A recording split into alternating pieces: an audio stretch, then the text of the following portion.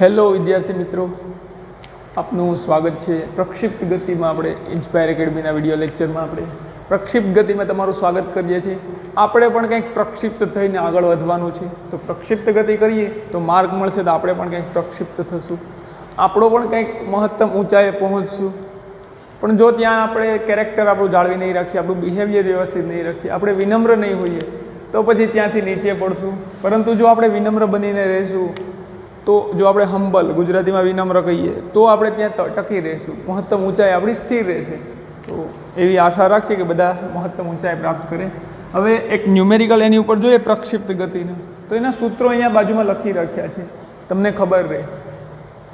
વારંવાર પછી આપણે આ સૂત્રો યાદ રાખવાના છે પ્રક્ષિપ્ત ગતિના. એક દડાને નો ડાઉટ કે આ સૂત્રો વિના પણ તમે ન્યુમેરિકલ કરી શકો.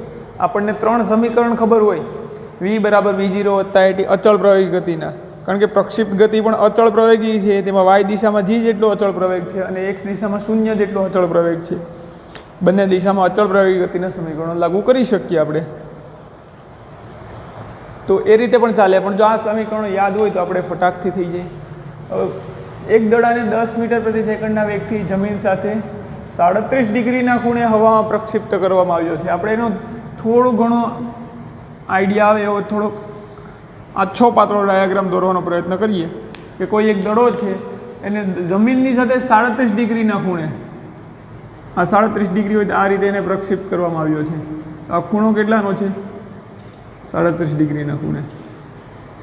તો હવે વિદ્યાર્થી મિત્રો, એ વસ્તુ તમને ખ્યાલ છે કે અહીંયાથી 37 ડિગ્રીના ખૂણે પ્રક્ષિપ્ત કરવામાં આવ્યો, તો જ્યારે અહીંયા આ બિંદુએ પહોંચશે ત્યારે પણ એ 37 ડિગ્રીનો જ ખૂણો બનાવશે. એટલે અભિકોણની જોડ તો આ પણ કેટલો હશે? 37 ડિગ્રી. એ યાદ રાખવાનું છે. આપણને કીધું હતું, તમને કંઈક આગળના લેક્ચરમાં સમજાવેલું છે. પ્રારંભિક વેગ કેટલો છે? 10 મીટર પ્રતિ સેકન્ડ પ્રારંભિક વેગ. આ જો v0 હોય તો v0ના 2 ઘટકો આપણને મળશે. એક આ દિશાનો ઘટક v0 cos θ, ઉપરની દિશાનો ઘટક v0 sin θ, અને આ થશે આપણી મહત્તમ રેન્જ, થશે અવધિ. આ થશે આપણી મહત્તમ ઊંચાઈ h મેક્સ.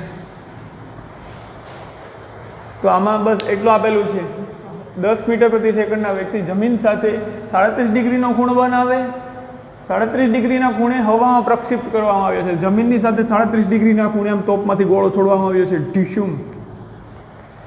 તો મહત્તમ ઊંચાઈ, તો કે ગોળો તો આમ આગળ જશે, એક ટાઈમ આવશે કે જ્યાંથી પછી પાછું એ આ રીતે નીચે પડવાનું શરૂઆત થશે. તો એ બિંદુએ એની ઊંચાઈ કેવી હશે? મહત્તમ. ધારો કે આ બિંદુએ એની મહત્તમ ઊંચાઈ b હોય, તો એ મહત્તમ ઊંચાઈ ગણો, તે માટેનો સમય ગણો, ઉડ્ડયન સમય, ટોટલ કેટલો સમય હવામાં રહે છે, પ્રક્ષિપ્ત સમય, અને અવધિ ગણો. ઘણું બધું ગણી લેવાનું છે, જેટલા સૂત્રો આપેલા છે એટલા. તો સૌપ્રથમ આપણે મહત્તમ ઊંચાઈ ગણવાનો પ્રયત્ન કરીએ. મહત્તમ ઊંચાઈનું સૂત્ર શું છે? h max. અહીંયા આપણે લખીએ મહત્તમ, અહીંયાથી સ્ટાર્ટ કરીએ. મહત્તમ ઊંચાઈ એનું સૂત્ર આપણને ખબર છે, h મેક્સ બરાબર શું થાય છે? v0 સ્ક્વેર સાઇન સ્ક્વેર થીટાના છેદમાં 2g. v0 square sine square થીટાના છેદમાં 2g. હવે વિદ્યાર્થી મિત્રો, સાઇન થીટા, થીટા કેટલો છે? 37. 37 વાળો ત્રિકોણ આપણને આવડે છે. 3, 4, 5, નાની બાજુની સામેનો ખૂણો 37. હવે આની પરથી આપણે સાઇન થીટાનું મૂલ્ય મેળવી શકીએ. યસ, સાઇન થીટા બરાબર શું થાય? સાઇન 37ની કિંમત, સોરી, સાઇન 37ની કિંમત, 37નો ખૂણો, એની સામેની બાજુ 3 છેદમાં કર્ણ, 3/5. હવે આમાં સૂત્રમાં આપણે કિંમત મૂકતા જઈએ. તો આપણે સૂત્ર તો ખબર છે, હવે આપેલું શું શું છે એ પણ લખવું પડે. ડાયરેક્ટ સૂત્ર ન મુકાય. તો કે v0 આપેલું છે, v0ની કિંમત શું છે? 10 મીટર પ્રતિ સેકન્ડ. થીટા આપેલો છે 37 ડિગ્રી. એટલે હું સાઇન થીટા આપણે ઉપર કઈ રીતે મેળવ્યું એ રીતે હું એ લખી દઉં છું. સાઇન થીટા બરાબર 3/5. એટલે ગમે ત્યારે સાઇન થીટા મૂકવાનું થાય તો આવી જાય ફટાકથી, પછી પાછું દર વખતે થીટો મેળવવું પડે નહીં. તો હવે આપણે ગણતરી કરતા જઈએ h મેક્સની. મહત્તમ ઊંચાઈ મળશે આપણને h મેક્સ બરાબર v0 સ્ક્વેર 10નો વર્ગ સાઇન સ્ક્વેર થીટા, સાઇન થીટાની કિંમત 3/5, તો 3/5નો વર્ગ છેદમાં 2 ગુણ્યા જીની કિંમત આપણે 10 લેવાની છે, જી બરાબર 10 મીટર પ્રતિ સેકન્ડ સ્ક્વેર. અને ખાસ એક વસ્તુ કે અહીંયા હવાનો અવરોધ અવગણેલો છે, હવાનો અવરોધ. આ સૂત્રો તારવવામાં કદાચ હું બોલ્યો ન હોય, ભૂલી ગયો હોય તમને કહેતા કે જો હવા હોય તો આપણે જે સૂત્રો મૂકીએ છીએ એ સૂત્રમાં સેજ વેરિએશન આવે, કારણ કે જો હવા હોય તો આપણે જો હવા વિના આ રીતે પ્રક્ષિપ્ત કરતા હોય ને તો હવાની હાજરીમાં એનો પ્રક્ષિપ્ત આ રીતે કંઈક થાય, હવાની હાજરીમાં. અહીંયા સુધી તો બરાબર, પછી અહીંયાથી આમ. તો આ જે ગ્રીન છે એ હવાની હાજરી, અને જે બ્લુ માર્કરથી આપણે શો કરેલું છે એ શું છે? હવાને અવગણેલ છે,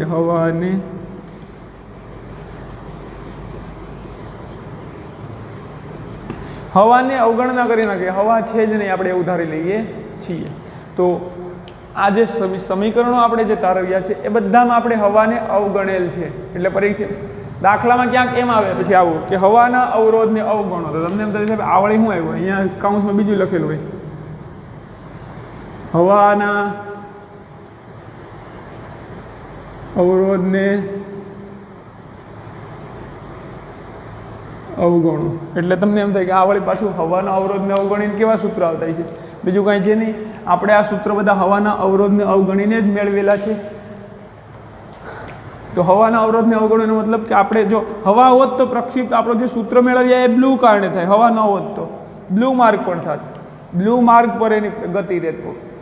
પરંતુ હવા હોત તો એ હવાની હાજરી તો આ રીતે ગતિ કરે, પણ આપણે તો હવાને અવગણેલ છે. હવાની હાજરીના ન્યુમેરિકલ ખૂબ જ કોમ્પ્લિકેશન વધી જાય, જે તમારે GEE, JEE મેઇન કે એડવાન્સ એમાં ક્યાંય પૂછાતા નથી. એ બહુ આગળ લેવલનું વધી જાય. ફ્લુઇડ મિકેનિક્સ તમે અભ્યાસ કરો, તરલનું યંત્રશાસ્ત્ર, તો એમાં તમને આ હવાનો અવરોધ ને કોઈ પણ હવા પણ એક જાતનું તરલ ગણાય, એમાં તમને ઉપયોગી થાય. બટ એ તો બહુ હાયર સ્ટડી, એન્જિનિયરિંગમાં તમે અભ્યાસ કરો અથવા કોઈ એ પ્રકારની સાયન્સની સ્ટ્રીમમાં આગળ વધો તો તમને આવે. નહીં તો આમાં આપણે હવાના અવરોધનું કંઈ કરવાની જરૂર છે નહીં. 11માં પૂરતું. અને જીની કિંમત અહીંયા મૂકીએ 2 × G 10. હવે તો આપણી પાસે સિમ્પલ છે, H મેક્સ બરાબર 10નો વર્ગ છે છેદમાં 10 છે એટલે 1 10 વધશે, 3નો વર્ગ છેદમાં 5 એટલે 9/25, આ છેદના 2/2. તો આને આપણે સાદુરૂપ આપીએ તો આપણને મળે H મેક્સ બરાબર 10 × 9 એટલે 90. સોરી, છેદ ઉડાડવા પડશે, ઇઝી પડશે 90 કરવા કરતાં. 2 × 5 એટલે 10, તો આપણને મળશે 5 9/25. હજી આપણને સાદુરૂપ આપીએ એટલે H મેક્સ મળી જાય 5 5 25, 5 5 25, તો આપણને મળે 9/5 મીટર. આનું સાદુરૂપ આપી દેવાનું આપણે. આનો જવાબ આવે 0.1695. ઉપર 9 કરીએ તો એ મતલબ નીચે પણ 10 ગુણીએ, ઉપર 10 ગુણી શકીએ. 1695 એટલે 1.6 જવાબ આવે, 0.16 નહીં. આનો જવાબ આપણે લખી શકીએ H મેક્સ બરાબર 1.6 મીટર. મહત્તમ ઊંચાઈ કેટલી પ્રાપ્ત કરશે? 1.6 મીટર સુધી જશે. જોઈને એટલા ડિગ્રીના ખૂણે પ્રક્ષેપ કરવો આવે. પણ હવે તમે સીધે સીધો પ્રક્ષેપ કરી દો તો આપણું અધો દિશામાં જે સમીકરણ લાગુ કરવું પડે એ સાઇન થીટા હટી જાય. અહીંયા સાઇન થીટા સિમ્પલ, અહીંયા તમે સાઇન થીટા 90 મૂકી દો. ક્યાં ગયો? એટલે 20² / 2G મળી જાય. 20² કેટલું છે? 10. 10નો વર્ગ 100/2 × G 20, એટલે આ જવાબ તમને મળી જાય 5 મીટર. સીધું જ જા કરો તો પણ પ્રક્ષિપ્ત કર્યું છે. તો બીજું શું મેળવવાનું છે? તે માટેનો સમય, મહત્તમ ઊંચાઈ પ્રાપ્ત કરવા માટેનો સમય. આ મહત્તમ ઊંચાઈ આપણે મેળવી લીધી. મહત્તમ ઊંચાઈ પ્રાપ્ત કરવા માટેનો સમય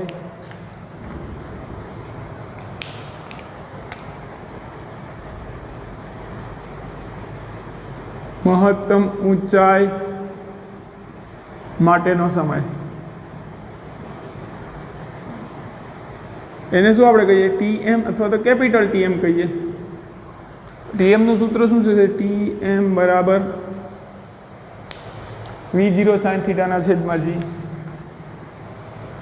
સૂત્ર આપણને ખબર છે V0 sin થીટાના છેદમાં જી, V0 sin થીટાના છેદમાં જી. સિમ્પલ આપણે હવે TM મેળવવું છે એટલે આપણી પાસે બધું છે. V0 ની કિંમત 10 છે, sin થીટાની કિંમત 3/5 છે, G ની કિંમત પણ 10 છે. TM બરાબર શું લખી શકીએ? 3/5 શેમાં મળશે? સેકન્ડમાં, કારણ કે G મીટર પ્રતિ સેકન્ડ સ્ક્વેરમાં હોય, આ મીટર પ્રતિ સેકન્ડમાં છે. સાઇન થીટાનું કાંઈ ન હોય તો સેકન્ડ વધે, તો TM આપણને મળે 3/5, 30, 5 6 30. TM બરાબર આ 3/5 એટલે અહીંયા 10 કરી ઉપર 30, 5 6 30, 6/10 એટલે 0.6 સેકન્ડ. મહત્તમ ઊંચાઈ પ્રાપ્ત કરવા માટેનો સમય 0.6 સેકન્ડ હોય તો વિદ્યાર્થી મિત્રો પ્રક્ષિપ્ત સમય કેટલો થાય? તો કે મહત્તમ ઊંચાઈ પ્રાપ્ત કરવાના સમયને 2 ગણો કરી દઈએ. અહીંયાથી અહીંયા 0.6 સેકન્ડમાં પૂછે તો અહીંયાથી અહીંયા પણ 0.6 સેકન્ડમાં પહોંચશે. તો આપણે લખી દઈએ TF બરાબર આપણને ખબર છે ટાઈમ ઓફ ફ્લાઇટ ટોટલ બરાબર 2TM. તેથી TF બરાબર 0.2 ગુણ્યા 0.6, TF બરાબર 1.2 સેકન્ડ. અથવા તમે TF ની કિંમત અહીંયા મૂકીને પણ ગણતરી કરી શકો, કારણ કે 2V0 sin થીટાના છેદમાં G, આ જ જવાબ આવે. આપણે TF મળી ગયો. હવે શું મેળવવાનું છે? ઊંચાઈ મેળવવા માટેનો સમય, ઉડ્ડયન સમય અને અવધિ ગણો. અવધિનું સૂત્ર આપણને ખબર છે.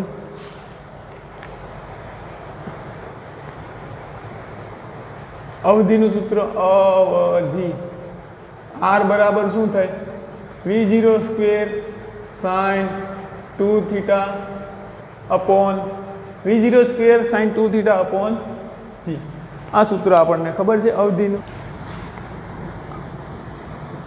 R બરાબર V0 સ્ક્વેર sin 2 થીટાનો મતલબ શું થાય?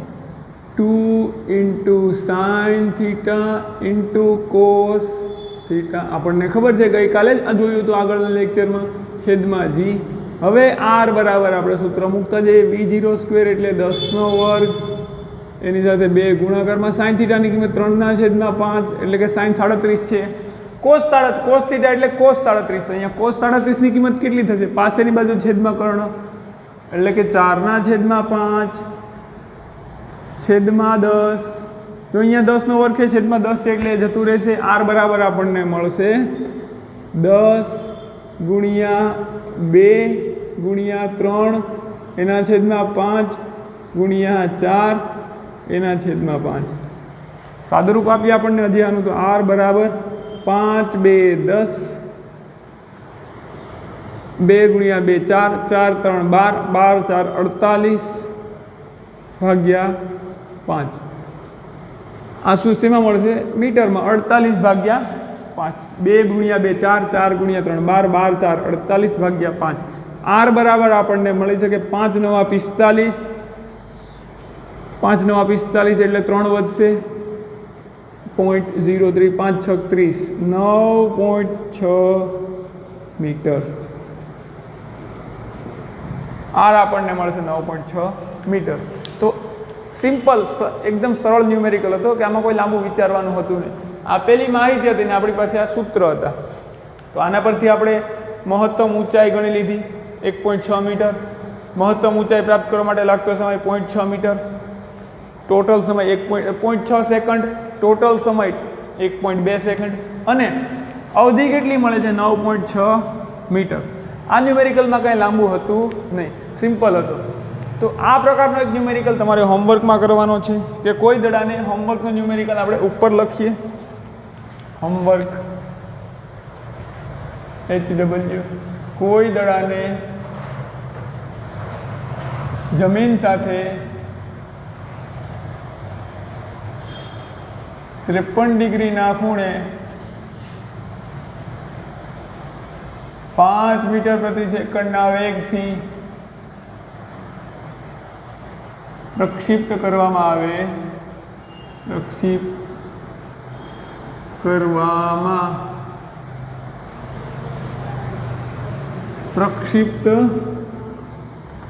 કરવામાં આવે છે.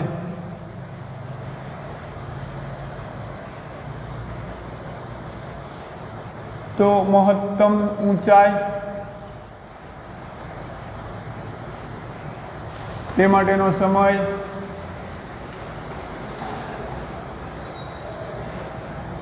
કુલ ઉડ્ડયન સમય અથવા તો ઉડ્ડયન સમય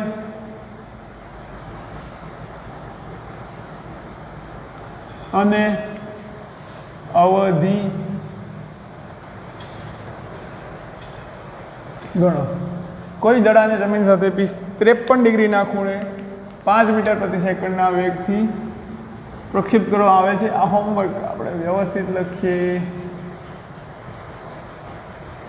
આ ન્યુમેરિકલ જાતે કેલ્ક્યુલેટ કરવાનો છે. કોઈ દડાને જમીન સાથે અહીંયા 37 તો અહીંયા 53 ડિગ્રીના, જેથી કરીને તમને સાઇન થીટા સરળતાથી મળી જાય. એટલા માટે આ 37 અને 53નો ખૂણો આપણે વારંવાર યુઝ કરીએ છીએ. આ થઈ ગયું આપણું હોમવર્કનો ન્યુમેરિકલ. હવે વિદ્યાર્થી મિત્રો, જે આમાં આ જ ન્યુમેરિકલમાં આપણે થોડુંક એક્સટેન્શન ભણી લઈએ એટલે એક સાથે 2 ન્યુમેરિકલ થઈ જાય. હવે તમને એ ખબર પડી ગઈ કે 0.6 સેકન્ડે આ દડો બી, મતલબ આ જે દડાને દડો ઉલાળ્યો છે તો 0.6 સેકન્ડે બી પર પહોંચશે. 0.6 સેકન્ડે બી પર પહોંચશે અને 1.2 સેકન્ડે તો અહીંયા પહોંચી જાય છે. તો એની વચ્ચે કોઈ પૂછે કે 0.5 સેકન્ડે ક્યાં હશે, આને આપણે ઓ લઈએ અને બી લઈએ અને આને સી લઈએ. તો જો 0.6 સેકન્ડે બી પર પહોંચે છે તો 0.5 સેકન્ડે અહીંયા ક્યાંક હશે, આજુબાજુ ઓ અને બીની વચ્ચે હશે.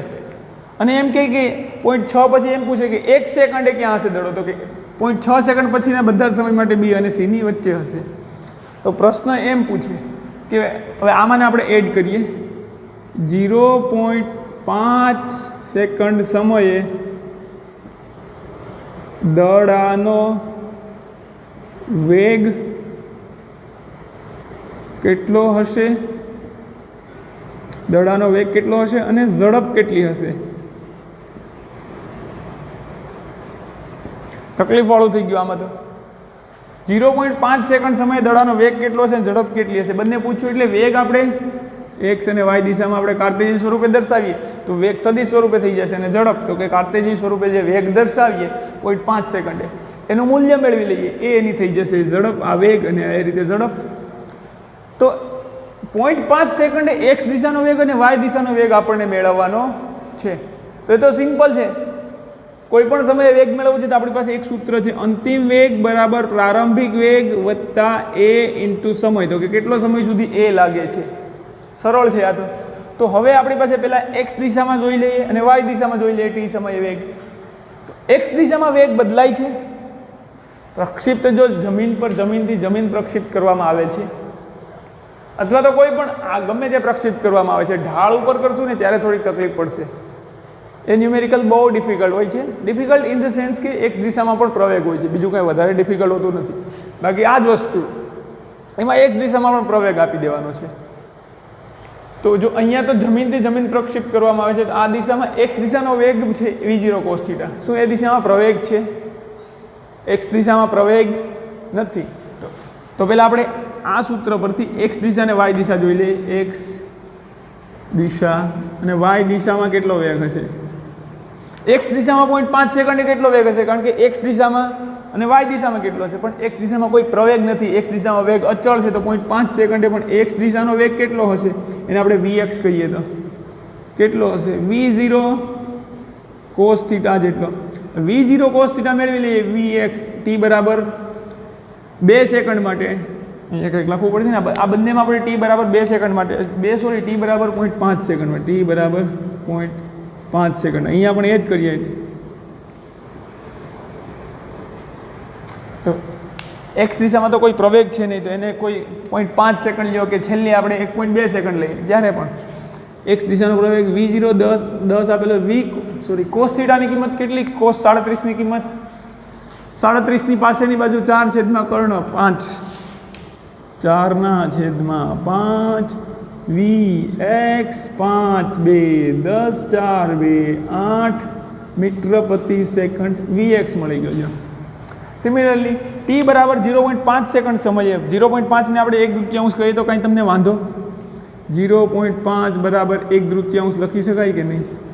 છેદ ઉડાડવામાં સરળ પડે એટલે. તો y દિશાનો વેગ vy બરાબર લખીએ. v0 કેટલો છે? y દિશાનો પ્રારંભિક વેગ શું? v0 sin θ. તો કે y દિશાનો પ્રારંભિક વેગ v0 sin θ વત્તા y દિશામાં પ્રવેગ કેટલો છે? -g જેટલો. તો કે -g. સમય કેટલો લેવાનો છે? સોરી માઇનસ જીની કિંમત આપણે લખીએ -10. સમય કેટલો લેવાનો છે? 1/3. 0.5 ને બદલે 1/3 લખ્યો. તો હવે આપણને y દિશાનો વેગ મળે. v0 કેટલો છે? 10. sin થીટાની કિંમત 3/5. sin 37 એક્ઝેક્ટલી, કારણ કે અહીં થીટા 37 છે. sin 37ની કિંમત 3/5 પ્લસ માઇનસ માઇનસ, અહીંયા છેદ ઉડે. યસ, ફટાફટ ઉડે છેદ. 2 × 5 = 10. અહીંયા થશે -5. હવે આપણે vy મેળવી શકીએ. vy બરાબર 10 5 2 અહીંયા પણ ઉડી જાય. 2 3 6 -5 vy બરાબર 6 - 5 એટલે 1 મીટર પ્રતિ સેકન્ડ. જો t બરાબર 0.5 સેકન્ડ સમય થાય છે ત્યારે આપણને x દિશાનો વેગ આ 8 છે. તમને વિદ્યાર્થી મિત્રો મારા હેન્ડ રાઇટિંગ ઉપર એવોર્ડ આપી દેવાનું મન થતું હશે. આ 8 મીટર પ્રતિ સેકન્ડ છે અને આ 1 મીટર પ્રતિ સેકન્ડ છે. મતલબ કે t બરાબર 0.5 સેકન્ડ સમય થાય છે ત્યારે x દિશામાં 8 મીટર પ્રતિ સેકન્ડ જેટલો વેગ છે, જ્યારે y દિશામાં તો 1 મીટર પ્રતિ સેકન્ડ જેટલો વેગ છે વિદ્યાર્થી મિત્રો. તો x અને y દિશાનો વેગ મળી ગયો તો આપણે વેગ સદિશને દર્શાવી શકીએ.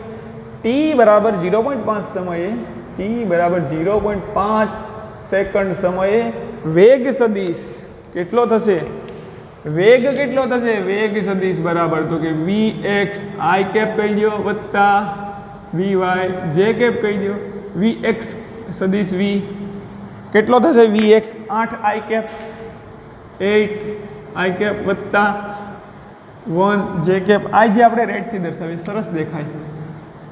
i cap j cap. હવે આપણને t બરાબર 0.5 સેકન્ડ સમય થાય છે. ધારો કે 0.6 તો અહીં થાય છે, 0.5 સેકન્ડ અહીંયા ક્યાંક થશે. તો આપણને બે હવે v0 ને ટૂંકો કરી દઈએ. આ v0 અહીંયા ક્યાંક ધારો કે હોય તો અહીંયા આપણને 2 વેગ મળે છે એટલે પરિણામી વેગ આવો કંઈક છે. આ આપણને મળે છે vx, આ મળે છે, સોરી નાનો કરવો પડશે અહીંયા એટલો. vy મોટું દેખાય એટલે મેં મોટું દોર્યું તમને. અને આ પ્રારંભિક વેગ તો થીટા હતો. જો અહીંયા t બરાબર 0.5 સેકન્ડ સમયે આ કંઈક આલ્ફા ખૂણો બનાવે. t બરાબર 0.5 સેકન્ડ સમયે આલ્ફા ખૂણો બનાવે તો એ ખૂણો પણ આપણે મેજર કરી શકીએ. પહેલાં તો આપણે વેગ મળી ગયો. હવે t બરાબર 0.5 સેકન્ડે સમય જોઈએ છે. સોરી સમય તો છે, ઝડપ જોઈએ છે. ઝડપ બરાબર શું થાય? સ્પીડ બરાબર લખી શકીએ વર્ગમૂળમાં. વેગનું મૂલ્ય મેળવી દો. સ્પીડ બરાબર આપણે અથવા આને બરાબર આમ લખીએ વેગનું મૂલ્ય. એને શું કહીએ આપણે? ઝડપ. ઝડપનું નામ જ જાદુ છે. ફૂલ ઝડપ કરો એટલે જાદુ દેખાય. ઝડપ 8નો વર્ગ, x ઘટકનો વર્ગ 8નો વર્ગ વત્તા y ઘટકનો વર્ગ 1નો વર્ગ. સિમ્પલ. વર્ગમૂળમાં 8નો વર્ગ 66 વત્તા 1 વર્ગમૂળમાં 65 મીટર પ્રતિ સેકન્ડ ઝડપ. એટલે કે વર્ગમૂળમાં 65 મીટર પ્રતિ સેકન્ડથી આનું મૂલ્ય જે વેગ છે ને એનું મૂલ્ય વર્ગમૂળમાં 65 મીટર પ્રતિ સેકન્ડ આ સમયે હશે. t બરાબર 0.5 સેકન્ડ. હવે એની દિશા બદલાઈ જાય, એની દિશા પણ બદલાઈ જાય. તો કે આ સમયે એની દિશા કઈ હશે? હું ફરીથી દોરું છું. એ આકૃતિ તમને વ્યવસ્થિત દેખાય એટલે. આવો આપણો પ્રક્ષિપ્ત છે. રેડી? હવે અહીંયા આપણું આ બી છે પણ 5 સેકન્ડ અહીંયા છે આવો કંઈક વેગ. ધારો કે આ દિશામાં એનો વેગ છે તો આ એનો x ઘટક, આ એનો y ઘટક. y ઘટક કેટલો છે? 1. આ 8 છે. અને અહીંયા આપણે ખૂણો લખ્યો છે. સોરી, ફરીથી ડ્રો કરવું પડશે. ત્રિકોણ મોટો થોડો કરું જેથી તમને વ્યવસ્થિત સમજાય. આ પ્રક્ષિપ્ત. અહીંયા આપણું બી હતું મહત્તમ ઊંચાઈ. તો અહીંયા માનો કે આ 0.5 સેકન્ડ અહીંયા પહોંચે છે. તો આ x દિશાનો વેગ, આ y દિશાનો વેગ, તો આ વેગ અહીંયા ક્યાંક હશે. પરિણામી વેગ આ ગ્રીન માર્કરથી દર્શાવેલ છે પરિણામી વેગ છે. આ કેટલો? y દિશાનો વેગ કેટલો છે? 0.5 સમય તો કે 1 મીટર પ્રતિ સેકન્ડ. x દિશાનો 8 મીટર પ્રતિ સેકન્ડ. x દિશાનો 8 જ રહેવાનો છે, બદલાવાનો નથી. v0 cos θ. તો હવે વિદ્યાર્થી મિત્રો અહીંયા આપણે જોયું કે આ ખૂણો આલ્ફા હોય, આ તો પરસ્પર લંબ હશે. આ ખૂણો આલ્ફા હોય, પરિણામી વેગનો સમક્ષિતિજ સાથેનો ખૂણો આલ્ફા હોય તો તમને ખબર છે આ એક અહીંયા મૂકી શકીએ આપણે, આ મૂલ્ય ત્રિકોણ કમ્પ્લીટ કરીએ એટલે આ કેટલું થાય, આ એક હોય તો આ મૂલ્ય પણ કેટલું થાય, એક જેટલું. હવે આમાં ટેન આલ્ફા મૂકી દો, ટેન આલ્ફા બરાબર, અથવા તમને આ કાર્તેજી સ્વરૂપમાં સદિશ કાર્તેજી સ્વરૂપમાં કોઈ સદિશ છે, વેગ છે, તેની દિશા મેળવી તો તમને ખબર છે ટેન, ધારો કે આલ્ફા ખૂણો બનાવતો હોય સમક્ષિતિજ સાથે, ટેન આલ્ફા બરાબર વી વાય છેદમાં વી એક્સ, આ તમને ખબર જ છે સૂત્ર, એમ પણ મૂકી શકો, અથવા આપણે સૂત્ર ભૂલાઈ જાય તો આલ્ફા બરાબર આપણે લખી શકીએ ટેન ઇન્વર્સ વી વાયના છેદમાં વી એક્સ, આવું લખી શકીએ. તો અહીંયા આપણે અહીંયા પાછા આવી જાય બેક ટુ ધીસ પોઈન્ટ, કે આ રીતે તમે સૂત્ર યાદ હોય તો આ રીતે પણ લખી શકો, અથવા આ જ જવાબ આ જ આવશે, સૂત્રથી મૂકો, અથવા તમે આમ અહીંયા આ દિશામાં વેગ છે, આ એક્સ ઘટક, આ વાય ઘટક, આલ્ફાને મૂકીએ તો ટેન આલ્ફા બરાબર સામેની બાજુ છેદમાં પાછળની બાજુ, સામેની બાજુ કેટલી છે 1, છેદમાં પાછળની બાજુ કેટલી છે 8, તો ટેન આલ્ફા બરાબર, તેથી આલ્ફાને આપણે સૂત્રનો કરતા બનાવીએ, આલ્ફા બરાબર ટેન ઇન્વર્સ 1/8, આટલા ખૂણે ટી બરાબર 0 સમયે એના વેગની દિશા હોય સમક્ષિતિજ સાથે, અહીંયા પણ એ જ મળવાનું, તો આલ્ફા બરાબર ટેન ઇન્વર્સ વાય દિશાનો ઘટક 1, એક્સ દિશાનો ઘટક 8, બસ એ જ મેળવી લો. તમે થોડીક એનાલિસિસ કરો તો આ સૂત્ર ગોખવા ન પડે, બટ ખબર હોવી જોઈએ કે સૂત્ર આવું છે, આવું ત્રિકોણ બનાવતા શીખી જાઓ, સિમ્પલ. તો આ થઈ ગયું આપણે પ્રક્ષિપ્ત ગતિના, આમાં જેટલું પણ વેરિએશન થઈ શકતું હતું, એક જ ન્યુમેરિકલમાં મેં મહત્તમ પ્રયત્ન કર્યો છે કે તમને બધું સમજાય, જેટલું પણ આપણે થઈ શકતું હતું એ સમજાવવાનો પ્રયત્ન કર્યો છે. હવે આમાં એમ પણ પૂછી લે કે ટી બરાબર 0.5 સેકન્ડ સમયે, ટી બરાબર 0.5 સેકન્ડ સમયે એ વાય દિશાનું અંતર અને એક્સ દિશાનું અંતર કેટલું કાપશે. સિમ્પલ છે, વાય દિશાના વેગ, વાય દિશાનું અંતર અને એક્સ દિશાનું અંતર કેટલું કાપશે, અથવા ટી બરાબર 0.5 સેકન્ડ સમયનું સ્થાનાંતર કેટલું છે. આમાં હજી બોર્ડમાં જગ્યા છે ત્યાં સુધી આપણે આ ન્યુમેરિકલમાં ટ્વિસ્ટ કરીએ તો કે ટી બરાબર 0.5 સેકન્ડ સમયે કણનું સ્થાનાંતર કેટલું થશે એમ પૂછી નાખીએ. ટી બરાબર 0.5 સેકન્ડ સમયે કણનું સ્થાનાંતર અથવા દડાનું સ્થાનાંતર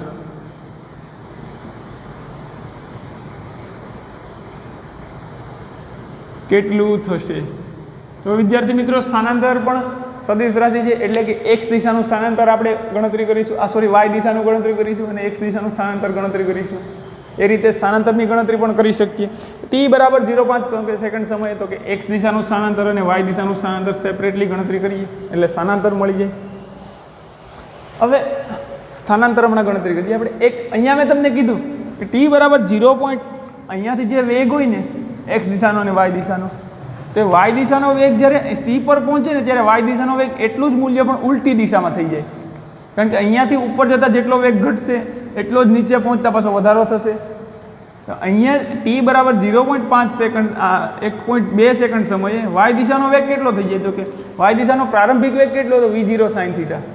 v0 sin θ નું મૂલ્ય કેટલું આપણને મળતું હતું 6 મીટર પ્રતિ સેકન્ડ.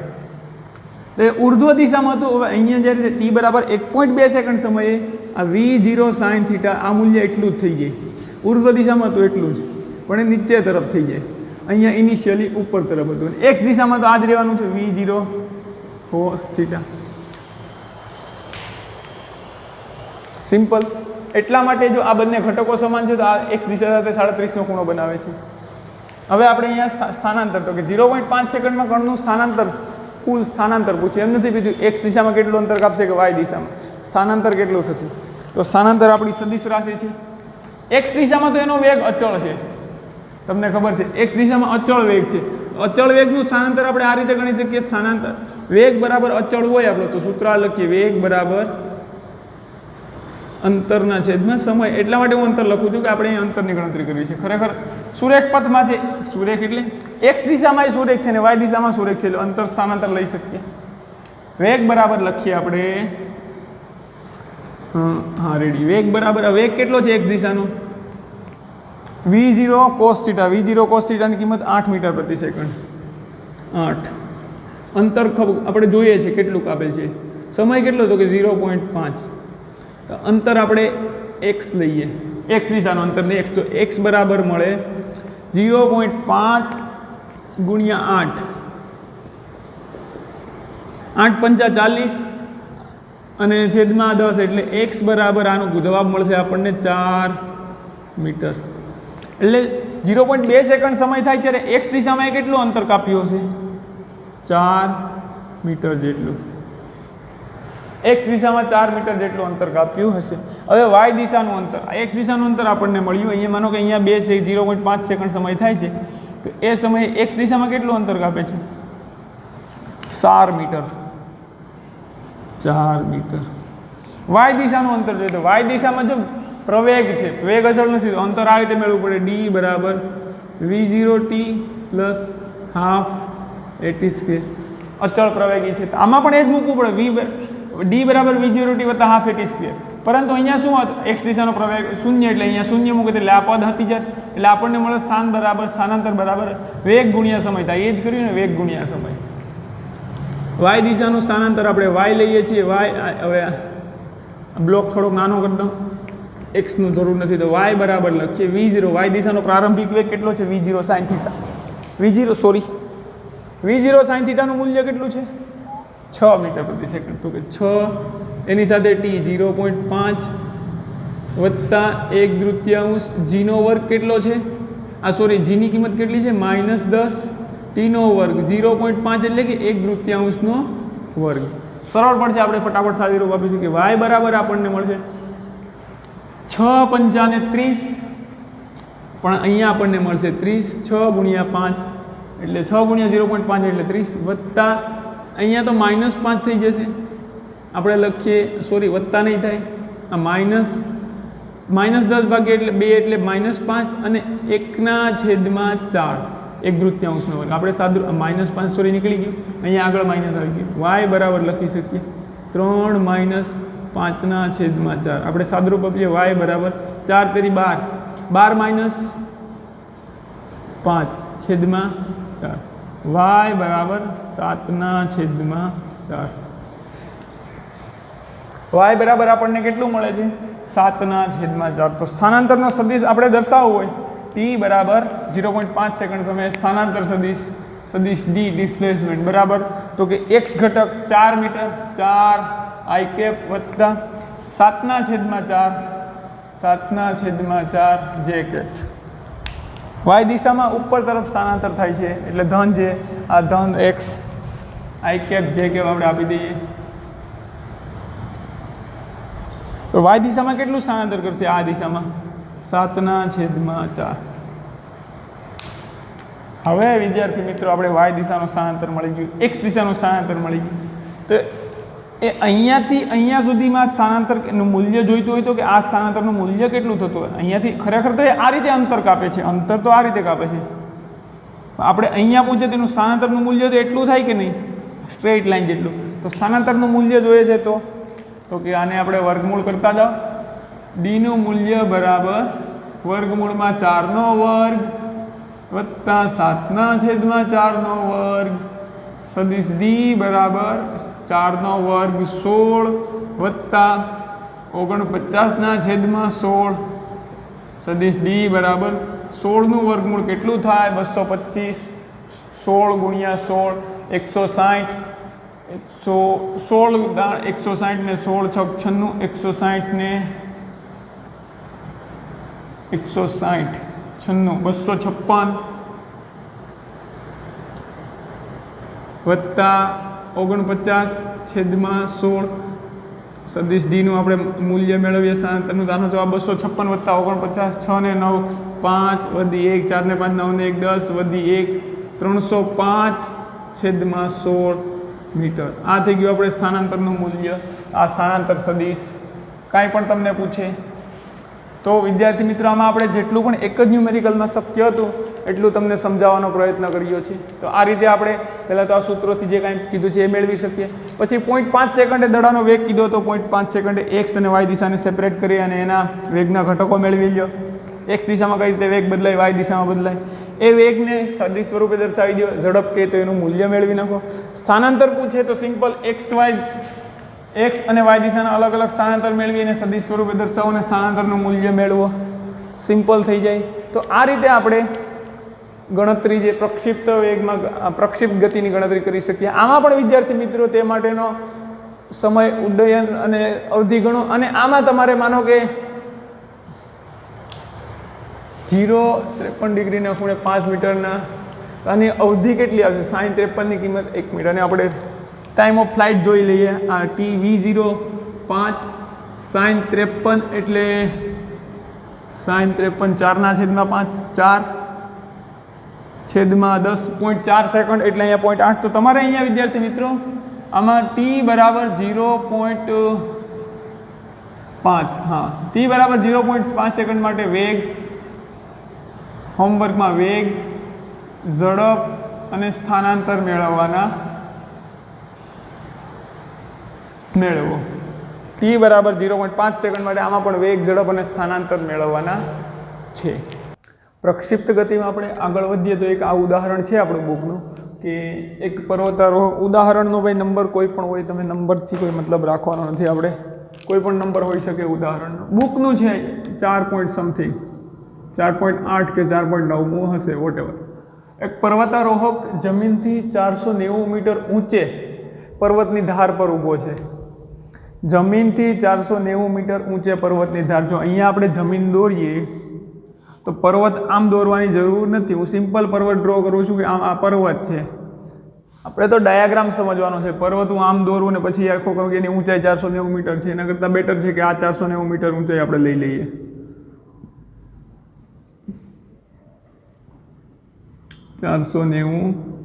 મીટર. હવે અહીંયા પર્વતારોહક ઊભો છે 490 મીટર ઊંચે. આગળ શું કરશે? એક પથ્થરને સમક્ષિતિજ દિશામાં 15 મીટર પ્રતિ સેકન્ડના વેગથી ફેંકે છે. એક પથ્થર લે છે એને સમક્ષિતિજ દિશામાં ફેંકે છે 15 મીટર પ્રતિ સેકન્ડના વેગથી. અહીંયાથી એક પથ્થર ફેંકે છે અને કઈ દિશામાં ફેંકે છે? સમક્ષિતિજ, એટલે કે જમીનને સમાંતર, એને સમક્ષિતિજ દિશામાં કહે.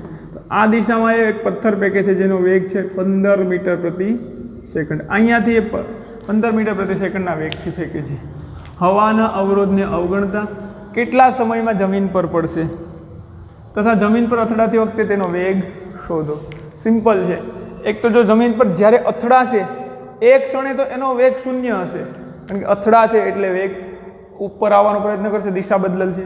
ટપ્પો મતલબ કોઈ પણ બહુ વધારે દડો છે, પથ્થર છે, તો નીચેથી કંઈ અથડાઈને સ્થિર થઈ જાય તો એ સમયે વેગ સ્થિર થઈ જાય. દડો હોત આપણે જેમ નીચે ફેંકીએ, નીચે દડા ફેંકીએ આપણે આમ અહીંયાથી, આ દડો અહીંયાથી આમ તો પડશે પણ અહીંયાથી પાછો ઉપર જશે. તો જે ક્ષણે અહીંયા હશે ત્યારે એનો વેગ 0 હશે. પરંતુ જ્યારે અથડાય છે એની જસ્ટ પહેલાં, અથડાતી વખતે વેગ પૂછ્યો છે એટલે કે જ્યારે અથડાશે એની જસ્ટ બિફોર, જેવો અથડાવાનો થશે એના પહેલાંની ક્ષણે તેનો વેગ કેટલો હશે એ પૂછ્યું છે એણે. તો હવે અહીંયાથી આ દિશામાં ઘા કરશે પથ્થરને, તો શું પથ્થર આ દિશામાં આગળ વધશે? નહીં, પથ્થર આ રીતે આગળ વધશે. આ રીતે આવો કંઈક ગતિપથ કરીને આગળ પડશે. હવે કદાચ પથ્થરને આમ પણ ઘા કરી શકતો હતો કે સમક્ષિતિજ સાથે કંઈક ખૂણે, એ ઈચ્છા એની પડે, એને જેમ ઘા કરવો એમ કરે. આપણે દાખલો ગણી દેવાનો છે. અને કદાચ કોઈ પણ રીતે એ આમ ઘા કરે, સમક્ષિતિજ સાથે ઘા કરે, અહીંયાથી આમ ઘા કરે, એની ઈચ્છા પડે એટલા ખૂણે ઘા કરે. આપણે કોઈ ફરક પડે નહીં, આપણે ખાલી દાખલો ગણી દેવાનો છે. હવે આ ન્યુમેરિકલમાં આપણે આ સૂત્રો ન વાપરી શકીએ, કારણ કે આ સૂત્રો જમીનથી જ્યારે કંઈક ખૂણે બનાવતા ત્યારે છે. અહીંયા તો ઉપરથી ફેંકે છે, તો આમાં સૂત્રો બનાવવાની જરૂર છે નહીં. આપણું જાતે એનાલિસિસ કરવા માંડો XY દિશાનું. અહીંયાથી જોઈએ તો નીચે તરફ જે કાંઈ થાય છે એ ઋણ લઈશું, ઉપર તરફ ધન, આ તરફ ધન, આ તરફ ઋણ. સિમ્પલ. તો હવે X અને Y દિશાનું એનાલિસિસ કરીએ આપણે. પથ્થર કંઈક આ રીતે પડશે.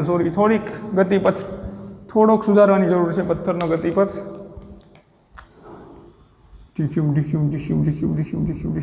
આ રીતે કંઈક નહીં, વળાંકવાળો ગતિપથ તો ન હોય એટલો બધો. આ રીતે કંઈક અથડાશે જમીનને. એ આમ પણ અથડાઈ શકે, પોસિબિલિટી છે. ખબર નથી આ ખૂણો કેટલાનો બનાવશે, એ જ આપણે જોઈએ છે કે ક્યારે અથડાતી વખતે આ વેગ કેટલો છે. અહીંયા આ રીતે અથડાય છે તો શું આ બરાબર આમ લંબ અથડાશે, આમ અથડા છે, ખૂણો નાનો છે મોટો છે, એ જ મેળવવાનું છે, હવાના અવરોધને અવગણવાનું છે. હવે આપણે એક્સ અને વાય દિશાનું દ્વિપરિમાણમાં છે પ્રક્ષેપ ગતિને પણ આપણે એક્સ અને વાય દિશાથી આ સમીકરણો મેળવ્યા હતા. તો એક્સ વાય દિશામાંનું અવલોકન કરવા અને પેલું છૂટા પાડી દો બે ઘટકો એક્સ વાય દિશા. આપણે એક્સ દિશા વાય દિશા પ્રારંભિક વેગ v0x કેટલો છે તો કે એક્સ દિશામાં જ છે તો 15 મીટર પ્રતિ સેકન્ડ. v0y વાય દિશાનો પ્રારંભિક વેગ કેટલો છે? વાય દિશાનો પ્રારંભિક વેગ 0. એક્સ દિશામાં બધો વેગ છે 0 મીટર પ્રતિ સેકન્ડ. હવે એ નીચે પડે છે તો એક્સ દિશામાં સ્થાનાંતર કેટલું કરશે? આ દિશામાં સ્થાનાંતર એ દરમિયાન તો કે કંઈક આટલું સ્થાનાંતર કરશે આ દિશાનું, આપણે એક્સ લઈએ. અને વાય દિશામાં કેટલું સ્થાનાંતર? એક્સ દિશામાં એ આ તરફ સ્થાનાંતર કરશે, જ્યારે વાય દિશામાં કેટલું સ્થાનાંતર કરશે તો કે આ એટલું નીચે તરફ. કેટલું સ્થાનાંતર? 490 મીટરનું. તો એક્સ સ્થાનાંતર આપણે એક્સ દિશાનું સ્થાનાંતર આપણને ખબર નથી એટલે આપણે એક્સ લઈએ એક્સ મીટર.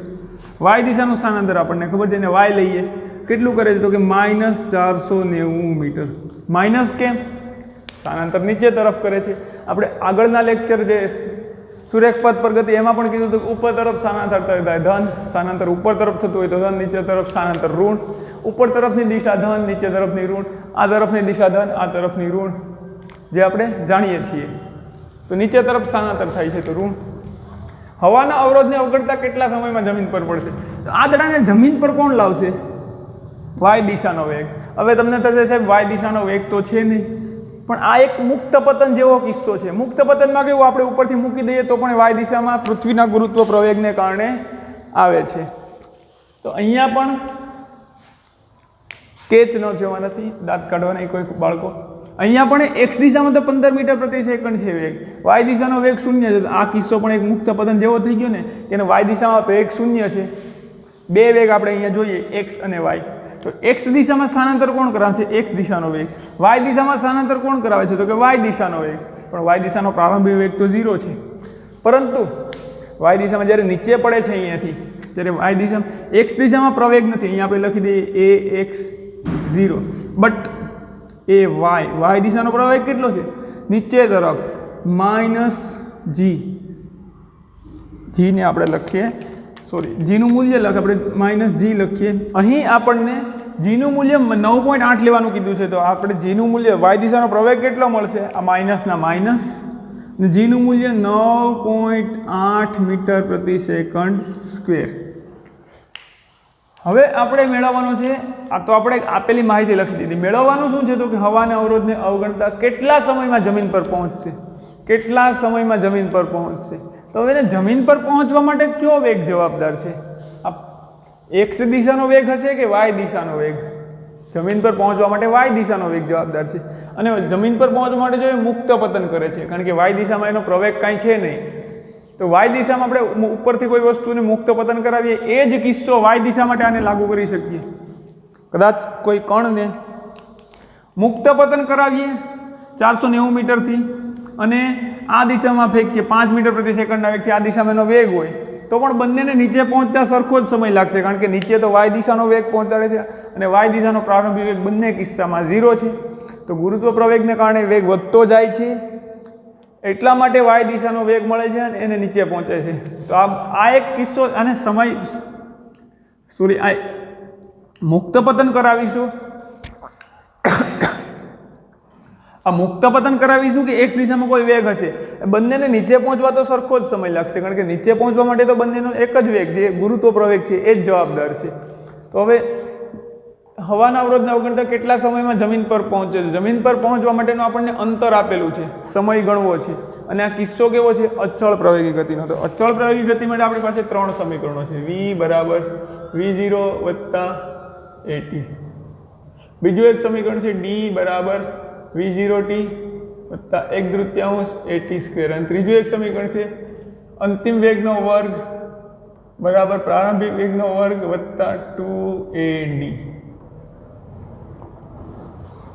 હવે વિદ્યાર્થી મિત્રો આપણી પાસે આ 3 સમીકરણો છે. આપણી પાસે વાય દિશાનું સ્થાનાંતર છે અને સમય મેળવવો છે. સમય મેળવવો છે તો આ બંનેમાં આમાં ક્યાંય સમય આવતો નથી, તો આ બંનેનો સૂત્રનો ઉપયોગ કરવો પડે. તો આ સૂત્રનો ઉપયોગ કરવો હોય તો વાય દિશાનો પ્રારંભિક વેગ 0 છે, પ્રવેગ ખબર છે, એ મેળવવો છે, આ ટી મેળવવો છે. તો આપણે આ વાય દિશાનો ટી સમયે વેગ જોઈએ, નીચે પહોંચે ત્યારે, નીચે પહોંચે ત્યારે વેગ નથી, આ સૂત્રમાં સમય નથી એટલે એ નહીં વાપરીએ. તો આ સૂત્ર જોઈએ આપણે, તો કે આ સૂત્રમાં વાય દિશાનું સ્થાનાંતર આપેલું છે, સ્થાનાંતર ખબર છે વાય દિશાનું, વાય દિશાનો પ્રારંભિક વેગ ખબર છે 0, એ આપણને આપેલો છે. તો કે એની કિંમત એની કિંમત 9.8 લેવાની છે. તો જો ડી ખબર છે, આ પદ હટી જશે, એ ખબર છે, તો ટીને આપણે સૂત્રનો કરતા બનાવીએ તો મેળવી શકીએ. તો હવે વાય દિશામાં આ સૂત્ર મૂકીએ તો વાય દિશાનું સ્થાનાંતર વાય દિશામાં લગાડીએ છીએ. તો કે વાય દિશાનું સ્થાનાંતર કેટલું થાય છે? વાય દિશાનું સ્થાનાંતર આપણે વાય જેટલું લીધું છે. તો વાય દિશાનું સ્થાનાંતર વાય બરાબર વાય દિશાનો પ્રારંભિક વેગ v0 વાય ટી વત્તા 1/3 વાય દિશાનો પ્રવેગ એની સાથે ટીનો વર્ગ. વાય દિશાનું સ્થાનાંતર કેટલું થાય છે? નીચે તરફ, એટલે ઋણ સ્થાનાંતર લખવું પડશે -490 ઇઝ ઇક્વલ ટુ વાય દિશાનો પ્રારંભિક વેગ કેટલો છે? 0. તો આ પદ જ આખું હટી જાય. અહીંયા હું લખી દઉં 0 એને બદલે સીધું, એટલે કે v0 વાય હું 0 મૂકીશ એટલે 0 ગુણ્યા ટી 0 થશે, વત્તાના વત્તા 1/3. એ વાય કેટલો લેવાનો છે? એ વાય કેટલો છે? -9.8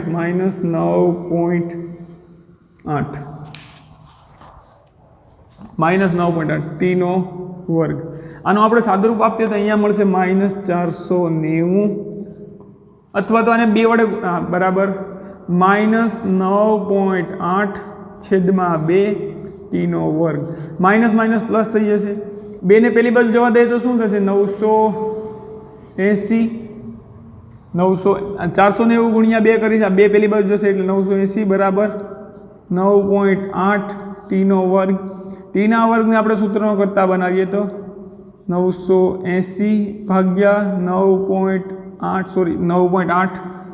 હવે આનું આપણે સાદુરૂપ આપી શકીએ, ટીનો વર્ગ 900. આને આપણે આ રીતે લખી શકીએ કે 9.8 છેદમાં 100 કરીએ તો આ શું થઈ જાય? 980 થઈ જાય. આ પણ તો કે 980 છેદમાં 9.8 છેદમાં 100 કરીએ. આ 9.8 ને આપણે પેલું કરવું હોય, આ પોઈન્ટ દૂર કરવું હોય તો 98 છેદમાં 100 લખીએ આપણે, 98 છેદમાં 10 100 સોરી. તો આનું સાદુરૂપ આપણે આગળ આપીએ અહીંયાથી, તો કે t² બરાબર મળશે આપણને 980, આ છેદના છેદ ઉપર આવી જાય ગુણ્યા 10 છેદમાં 98. તો ટીનો વર્ગ બરાબર 98 ગુણ્યા 10 એટલે 980, તો અહીંયા 10 બીજા ગુણ્યા 10, ટીનો વર્ગ આપણને મળ્યો 100. તો સ્વાભાવિક છે વિદ્યાર્થી મિત્રો કે ટીની કિંમત 10 હોય, ટી બરાબર 10 સેકન્ડ. એનો મતલબ કે 10 સેકન્ડમાં દડો નીચે પહોંચશે. ક્લિયર થઈ ગયું? 10 સેકન્ડમાં દડો નીચે પહોંચશે. હવે કદાચ તમે મુક્ત પતન કરાવો 490 મીટરની બિલ્ડિંગથી તો પણ એ 10 સેકન્ડમાં જ પહોંચે, અથવા આ દિશામાં એનો કંઈક વેગ હોય અને 400 એની ઊંચાઈ 490 મીટર હોય તો પણ એ 10 સેકન્ડમાં નીચે પહોંચે. આ પ્રકારનું જ્યારે આવે છે, જ્યારે આપણને ઉદાહરણો ગણવામાં, ત્યારે આપણે શું કરીશું? આ પ્રકારના જ્યારે આવે તો કે કદાચ એ તો એમ આપે સમક્ષિતિજ, હવે એ સમક્ષિતિજ સાથે પર્વત પરથી કંઈક આ રીતે પ્રક્ષેપ કરાવે તો પણ એના XY ઘટકો છૂટા પાડી દો, X દિશાનો પ્રારંભિક વેગ, Y દિશાનો પ્રારંભિક વેગ, સિમ્પલ, એટલે આપણને જવાબ મળી જશે. હવે જમીન પર અથડાતી વખતે તેનો વેગ શોધો. જમીન પર અથડાતી વખતે તેનો વેગ શોધો. આપણને ખબર પડી કે ટી બરાબર 10 સેકન્ડમાં એ જમીન પર અથડાય છે, એટલે કે જેવો અથડાય છે એક ક્ષણે તો એનો વેગ 0 છે, પણ અથડાય છે જમીન પર એના જસ્ટ પહેલાં, એક જ ક્ષણ પહેલાં અથડાય છે એના પહેલાંની ક્ષણે કેટલો વેગ હશે? તો કે આપણને ખબર છે કે એના પહેલાંની ક્ષણે X દિશામાં તો વેગ અચળ છે, ગમે ત્યાં લઈ જાય, કારણ કે X દિશામાં પ્રવેગ નથી. તો X દિશાનો પ્રવેગ જ્યારે અથડાય છે ત્યારે, અહીંયા આપણે લખીએ જ્યારે જમીન પર અથડાય છે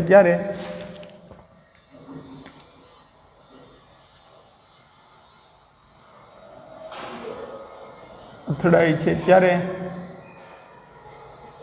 X દિશાનો વેગ મેળવવો છે તો આપણને ખબર છે X દિશાનો વેગ તો અચળ છે. X દિશાનો વેગ Vx કેટલો રહેશે? 15 મીટર પ્રતિ સેકન્ડ. પણ Y દિશાનો વેગ Vy બદલાય છે, કારણ કે Y દિશામાં પ્રવેગ છે. તો Y દિશાનો જો પ્રવેગ, સમય અને પ્રારંભિક વેગ હોય ત્યારે જે સમય આપણે જોતો હોય એ સમયે અંતિમ વેગ મેળવી શકીએ. તો આ સમીકરણનો ઉપયોગ કરીએ આપણે. Y દિશામાં Vy બરાબર Y દિશાનો પ્રારંભિક વેગ વત્તા વાય દિશાનો પ્રવેગ ગુણ્યા સમય વી વાય આપણે જોઈએ છે લખી શકીએ V0 વાય પ્રારંભિક વેગ 0 એટલે આને આપણે તીર જ મારી દઈએ સીધું હટી ગયું એ વાય કેટલું છે એ -9.8 ઋણ દિશામાં છે એ વાય એટલે -9.8 ભાગ પાડી દે એટલે તમને આઈડિયા આવે હવે ટીની કિંમત કેટલી છે 10 સેકન્ડ વી વાય લખી શકીએ આપણે માઇનસ આ પોઈન્ટ આ બધું આવી જાય 10 સાથે ગુણ એટલે -98 મીટર પ્રતિ સેકન્ડ તો જસ્ટ જ્યારે અથડાવવાનું હશે ને ત્યારે એના બે ઘટક આવા હશે એક તો આ એનો મૂળ વેગ આવો હશે કંઈક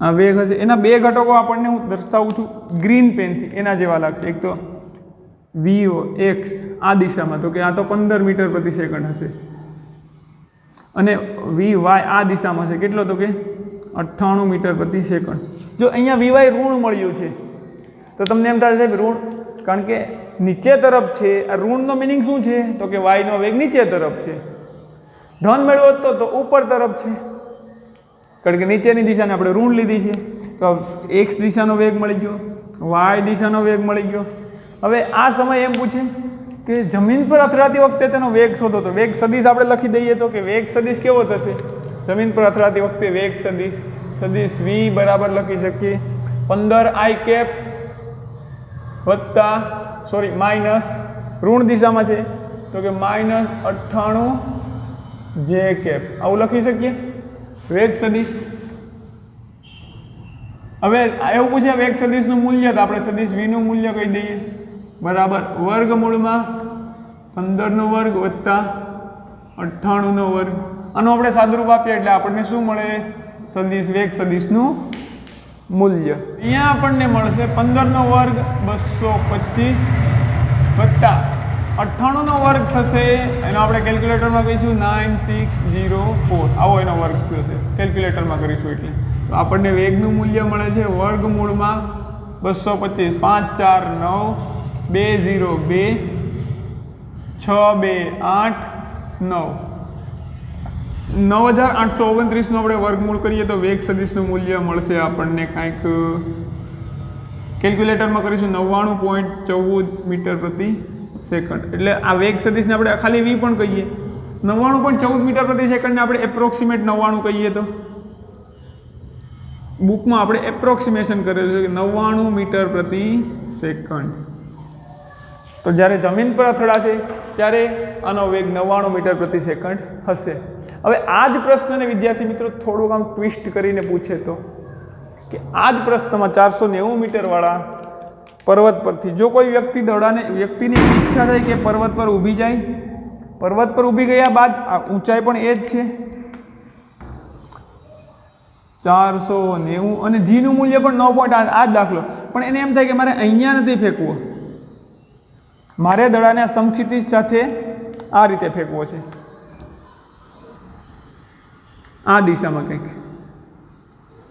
સમક્ષિતિજ સાથે કંઈક થીટા ખૂણે ફેંકે છે ધારો કે 30 ના ખૂણે અથવા તો એની ઈચ્છા પડે 60 ના ખૂણે અથવા થીટા ખૂણે ફેંકે છે એને જે ઈચ્છા પડે ફેંકે 30 ના ખૂણે તો આ કિસ્સામાં પ્રારંભિક વેગ કેટલો થશે વિદ્યાર્થી મિત્રો x દિશાનો પ્રારંભિક વેગ થશે આ જો v0 નું આનું મૂલ્ય હોય તો v0 વેગથી થીટા ખૂણે ફેંકે છે સમક્ષિતિજ સાથે તો કે x દિશાનો વેગ થશે પ્રારંભિક v0 cos થીટા એ ધન હશે y દિશાનો પ્રારંભિક વેગ આ દિશામાં આવશે વિદ્યાર્થી મિત્રો અહીંયા જે મળશે y દિશા તો આ મૂલ્ય હશે v0 sin થીટા એ ધન હશે અહીંયા y દિશાનો પ્રારંભિક વેગ કંઈક છે અને એ ધન છે તો અહીંયા v0 નું મૂલ્ય v0 y નું મૂલ્ય ધન લખત પછી x દિશાનો પ્રવેગ કાંઈ નથી y દિશાનો પ્રવેગ ઋણ છે તો પ્રવેગ આનો આ રહે અને સ્થાનાંતર કેટલું જમીન પર પહોંચે આ રીતે તો એ સ્થાનાંતર કેટલું કરશે અહીંયાથી ઉડી એ આ રીતે માનો કે ઉડ્ડયન ભરે છે પ્રક્ષિપ્ત કરીએ આપણે અહીંયાથી અને અહીંયાથી એ સ્થાનાંતર કરીને અહીંયા પહોંચે જમીન પર ધારો કે તો અહીંયા સ્થાનાંતર કેટલું કરે છે તો કે અહીંયા એટલો હતો અહીંયાથી ઉછાળ્યો આનું પ્રારંભિક બિંદુ અંતિમ બિંદુ અહીંયા છે y દિશામાં સ્થાનાંતર તો કે y દિશામાં એટલું સ્થાનાંતર કરે છે 490 જેટલું ભલે ઉપર ઉછાળીએ y દિશામાં તો એટલું જ સ્થાનાંતર કરે છે એક્સ દિશામાં સ્થાનાંતર આપણે લઈએ, ધારો કે આને આપણે 100 મીટર કહીએ, તો કે એક્સ દિશામાં અહીંયાથી એટલું જે હોય તેને આપણે એક્સ કહીએ, એક્સ, અથવા એને આપણે રેન્જ કહીએ, એક્સ દિશાના સ્થાનાંતરને રેન્જ કહીએ, તો આર એટલું મળે.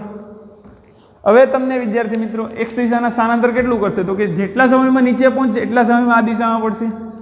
હવે V0y તમને ખબર છે, જો V0 આપેલો હોય તો V0y એટલે કે V0 sin θ નું મૂલ્ય ખબર છે તમને. નીચે પહોંચતા લાગતો સમય ખબર પડી જાય. નીચે પહોંચતા લાગતો સમય ખબર પડી જાય તો આપણે ગણી શકીએ કે આ રેન્જ કેટલી હશે.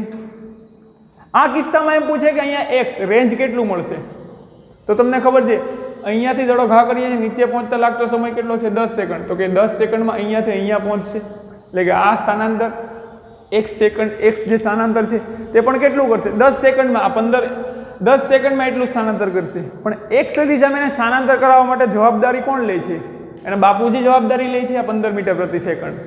તો કે એક્સ દિશામાં સ્થાનાંતર કરાવવા માટે જવાબદાર કોણ છે, આ 15 મીટર પ્રતિ સેકન્ડનો વેગ, કારણ કે પોતે એક્સ દિશામાં છે. તો એક્સ દિશામાં સ્થાનાંતર એક્સ મેળવવું હોય તો તમને ખબર છે સ્થાનાંતર બરાબર ડી બરાબર V0t વત્તા હાફ at સ્ક્વેર, પણ એક્સ દિશાનો પ્રવેગ છે ને એટલે આ હટી ગયું. ડી બરાબર V0t, એક્સ દિશાનું સ્થાનાંતર અહીંયા જ આપણે મેળવી લઈએ. એક્સ દિશામાં એક્સ બરાબર V0 કેટલો છે 15, ટી કેટલું છે 10, એક્સ દિશામાં કેટલો દૂર વધશે 150 મીટર. એક્સ દિશામાં એ 150 મીટર આગળ વધશે. આ જ વસ્તુને વિદ્યાર્થી મિત્રો આપણે થોડુંક ન્યુમેરિકલ આપણે આમાં તમને આપી દઈએ ટેસ્ટમાં અથવા તો હોમવર્કમાં, કે કોઈ પહાડ પર એક વ્યક્તિ ઊભી છે, એ વ્યક્તિ બહુ ચાલાક ચતુર અને વોટ એવર તમે જે કહો એ બધું જ છે. એ વ્યક્તિ પહાડની અથવા પર્વતની હાઇટ મેળવવાની છે. હવે ખબર નથી પર્વતની હાઇટ પર્વત નથી રાખવો, એચ હાઇટની બિલ્ડિંગની ટોચ પરથી કોઈ વ્યક્તિ એક દડાને ફેંકે છે. કઈ રીતે ફેંકે છે હું લખતો નથી, તમને સમજાવું છું. આ બિલ્ડિંગની એજ આપેલી છે, હોમવર્કમાં કરવાનું છે તમારે. હવે અહીંયાથી એ ફેંકે છે દડાને, પણ એ સમક્ષિતિજ સાથે નીચે તરફ 60 ડિગ્રીના ખૂણે ફેંકે છે. સમક્ષિતિજ સાથે નીચે તરફ 60 ડિગ્રીના ખૂણે ફેંકે છે. તો એ દડો કઈ રીતે ગતિ કરશે, અહીંયાથી આમ કંઈક ગતિ કરીને આવશે. હવે 60 ડિગ્રીના ખૂણે આનો પ્રારંભિક વેગ આપણે લઈ લઈએ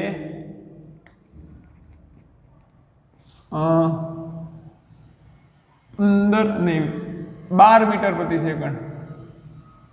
V0 12 મીટર પ્રતિ સેકન્ડ છે બરાબર V0. હવે નીચે પહોંચવા માટે 12 મીટર પ્રતિ સેકન્ડથી એ 60 ડિગ્રીના જમીન સાથે નીચે તરફ 60 ડિગ્રીના ખૂણે સમક્ષિતિજ સાથે નીચે તરફ 60 ડિગ્રીના ખૂણે દડાને ફેંકે છે. અને એ સમક્ષિતિજ દિશામાં આ દડો છે ને આને આપણે બરાબર છે 60 બરાબર છે. નીચે તરફ એને આપણે રાખીએ 12 cos θ, એટલે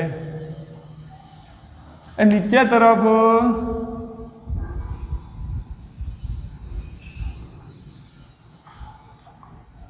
cos 60 12 cos 60 નીચે તરફ એ 36 મીટરનું અંતર કાપે છે સમક્ષિતિજ દિશામાં. પ્રશ્ન સમજાઈ ગયો વિદ્યાર્થી મિત્રો? કોઈ દડાને આપણે કોઈ રાજુભાઈ રાખી દઈએ. રાજુભાઈ એચ હાઇટની બિલ્ડિંગ પર ઊભી જાય છે, સમક્ષિતિજ સાથે નીચે તરફ 60 ડિગ્રીના ખૂણે 12 મીટર પ્રતિ સેકન્ડથી દડાને ઘા કરે છે. સમક્ષિતિજ સાથે આટલા ખૂણે, એટલે કે દડો ઉપરથી મુક્ત પતન કે વેગ નથી આપતો, પરંતુ પ્રક્ષેપિત ગતિ થશે દડાની, અને દડો નીચે પહોંચતા 36 મીટરનું અંતર કાપે છે. તો આમાં વિદ્યાર્થી મિત્રો તમારે બિલ્ડિંગની ઊંચાઈ મેળવો. બિલ્ડિંગની ઊંચાઈ h મેળવો. સિમ્પલ, h મેળવો. અને બીજું કે નીચે પહોંચે ત્યારે તેના વેગ સદિશ અને તેનું મૂલ્ય મેળવો. નીચે પહોંચે ત્યારે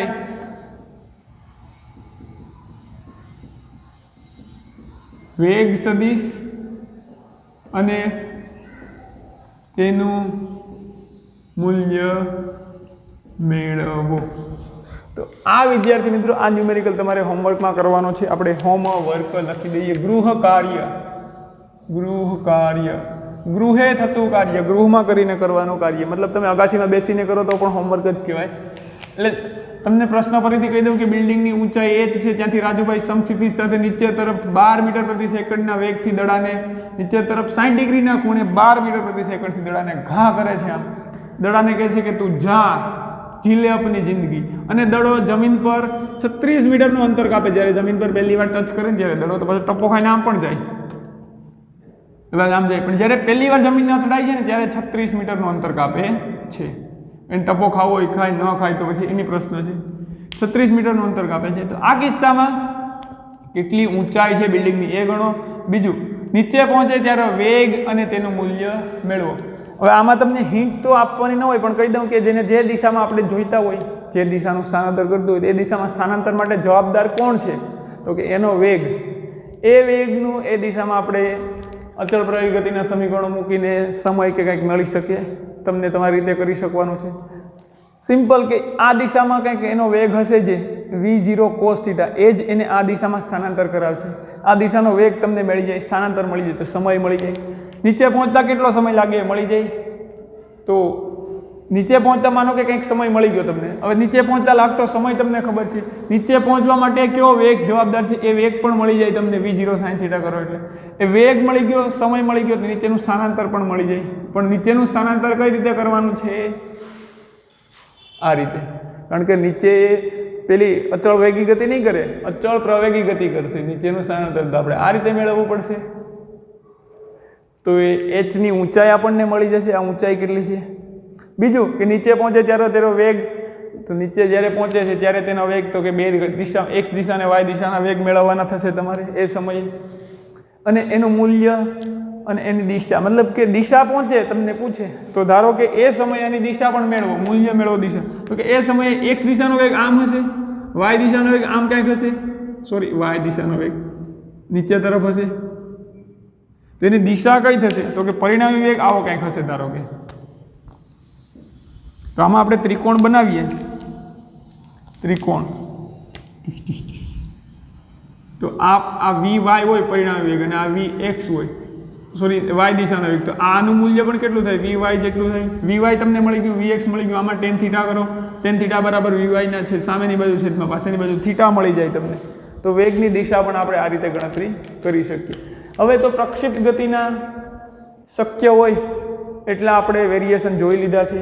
હવે કદાચ આ રીતે કરે તો પણ આપણે x અને y દિશાનું એનાલિસિસ કરી નાખવાનું. અને ચોક્કસ યાદ રાખવું કે અચળ વેગ x દિશામાં છે, y દિશામાં અચળ નથી. કારણ કે y દિશામાં, x દિશામાં તો આપણે વેગ બરાબર અંતરના છેદમાં સમય કરી શકીએ, અચળ વેગ છે એટલે. કારણ કે એમાં આ મૂલ્ય જ હટી જાય, એટલે વેગ બરાબર અંતરના છેદમાં સમય આવી જાય, એ પ્રવેગ જ હટી જાય.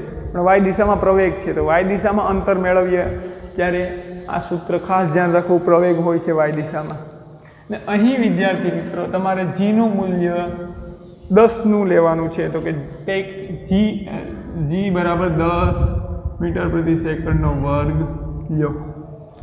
તો અહીંયા આપણે એક બે એક્ઝામ્પલ બુકના છે જે તમે જાતે સોલ્વ કરી શકો. તો એક એક્ઝામ્પલ લાસ્ટ જે બુકનું છે એ આપણે કરાવી દઈએ, બાકીના એક્ઝામ્પલ તમે જાતે કરી શકો. એવા સરળ છે, સિમ્પલ આ સૂત્ર મૂકીને જ કરવાના છે.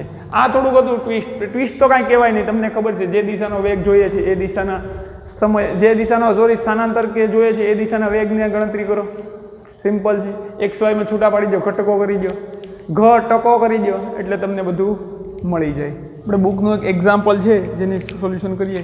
ક્રિકેટનો કોઈ ખેલાડી દડાને 100 મીટર જેટલા મહત્તમ સમક્ષિતિજ અંતર સુધી ફેંકી શકે છે. ક્રિકેટનો કોઈ ખેલાડી દડાને 100 મીટર જેટલા મહત્તમ સમક્ષિતિજ અંતર સુધી ફેંકી શકે છે. એટલે કે એની મહત્તમ સમક્ષિતિજ અંતર સુધી આમ ફેંકી શકે છે આ દડાને. અહીંયા આપણે જો આ રીતે કરીએ, એ ખેલાડી માટે આ r જે મળે છે અહીંયાથી, જે r એ કેટલો છે? મહત્તમ છે. મહત્તમ r મળે છે, એ r મેક્સ છે, બરાબર કેટલું છે? 100 મીટર. આ ખેલાડી જમીનથી ઉપર તરફ દડાને કેટલી ઊંચાઈ સુધી ફેંકી શકે?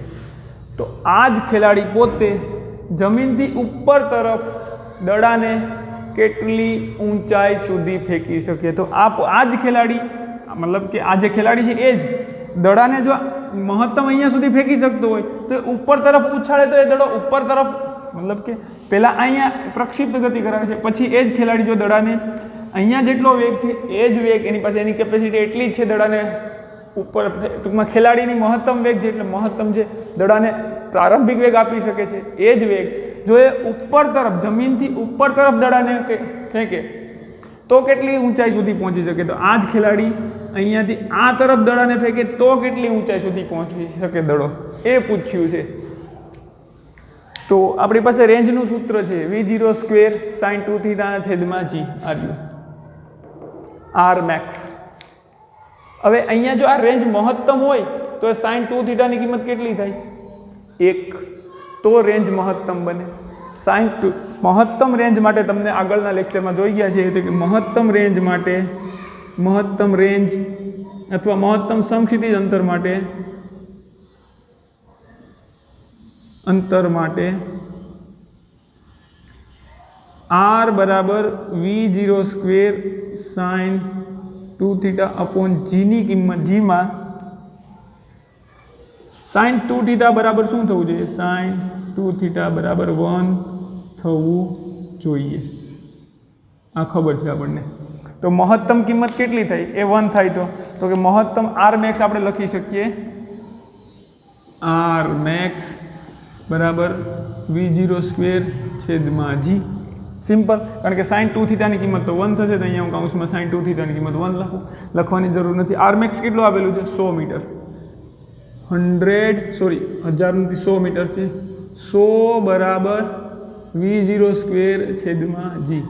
જીનું મૂલ્ય આપણે 10 લઈ લઈએ તો v0 સ્ક્વેરની કિંમત મળે છે v0 સ્ક્વેર બરાબર 1000. તો v સ્ક્વેર બરાબર આપણે v0 નું મૂલ્ય લખી શકીએ 1000 એને વર્ગમૂળમાં કરી દઈએ તો આપણે તો કે 1000 એટલે 10 ગુણ્યા 100 ગુણ્યા 10 લખી શકીએ આપણે વર્ગમૂળમાં 100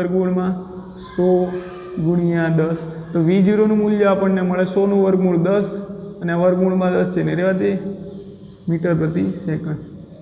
આ ભાઈનું મહત્તમ ઊંચાઈ મહત્તમ સમક્ષિતિજ અંતર માટે એની કેપેસિટી મહત્તમ વેગ આપવાની 10 ગુણ્યા વર્ગમૂળ 10 મીટર પ્રતિ સેકન્ડ છે. હવે જો એને આટલા જ વેગથી મહત્તમ ઊંચાઈ સીધી દિશામાં ફેંકશે દડો તો કેટલો વેગ પ્રાપ્ત કરશે? આ દિશામાં એ ફેંકે છે દડાને આટલા જ વેગથી. હવે તો કે આ ખેલાડી જમીનથી ઉપર તરફ દડાને કેટલી ઊંચાઈ સુધી ફેંકી શકે? તો કે જ્યારે મહત્તમ રેન્જ મળે ત્યારે એનો વેગ જે જેટલો છે એટલા જ વેગથી એ ઉપર ફેંકે છે, એટલા માટે આપણે અહીંયા વેગ મળ્યો. તો હવે આ જ વેગથી એ દડાને ઉપર ફેંકે તો કેટલી ઊંચાઈએ જશે? ધારો કે દડો અહીંયાથી એ ફેંકે છે અને અહીંયા સુધી જાય છે, અહીંયાથી દડો પરત ફરવાની તૈયારી કરશે તો કે આ એનો v0, આ એનો અંતિમ વેગ v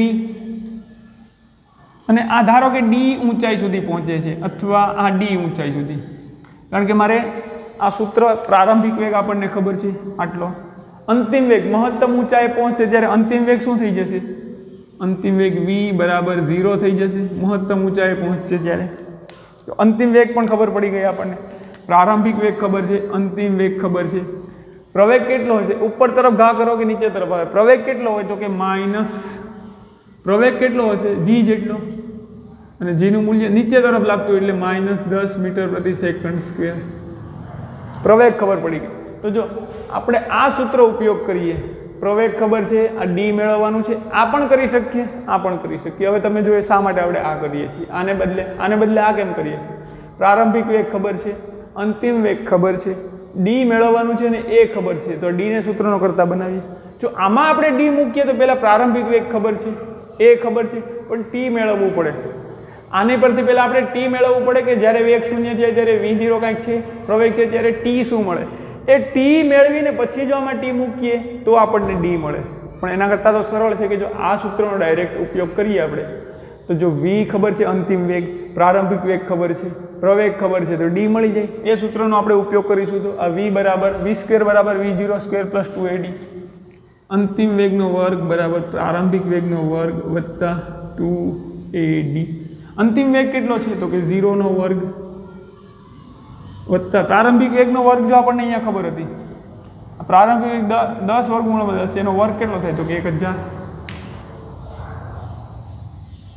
સિમ્પલ. વત્તા 2 એ કેટલું છે -10 અને ડી મેળવવાનું છે। હવે આ તો 0 છે, 0 બરાબર આપણે લખીએ 1000 -20 2 × 10 એટલે -20D -20 ને આ બાજુ લઈ આવીએ તો 20 × D બરાબર 1000। તો ડી ને સૂત્રનો કરતા બનાવીએ તો 1000 ભાગ્યા 20 0 0 હટી ગયું। ડી બરાબર 100/2 એટલે 50 મીટર, કારણ કે આ બધું વેગ ને બધું મીટરમાં હતું, આપણે આ મીટરમાં હતું, અહીંયાથી વેગ મીટરમાં મળ્યો હતો, તો અંતર પણ મીટરમાં મળે। તો અહીંયા આપણે જવાબ લખી શકીએ 50 મીટર। તો મહત્તમ ઊંચાઈ સુધી કેટલો, મહત્તમ એ ઉર્ધ્વ દિશામાં જ બધો વેગ લગાડી દે તો એની મહત્તમ ઊંચાઈ કેટલી મળે, વધુમાં વધુ કેટલી ઊંચાઈ ફેંકી શકે, 50 મીટર સુધી, એનાથી વધારે ન ફેંકી શકે, કારણ કે એનાથી વધારે એનો વેગ એ આપી શકતો નથી દડાને। તો આ બાબત અહીંયા આપણે આ પ્રકરણ પૂરું કરીએ છીએ। આ પ્રકરણના જે ન્યુમેરિકલ છે પ્રક્ષિપ્ત ગતિને કે જે વિધા સ્વાધ્યાયના એ તમે જાતે પ્રેક્ટિસ કરજો, તો આપણને વધારે સરળતાથી આગળ જ્યારે નીટ કે JEE માં પૂછાય તો એના આપણે જવાબ લખી શકીએ।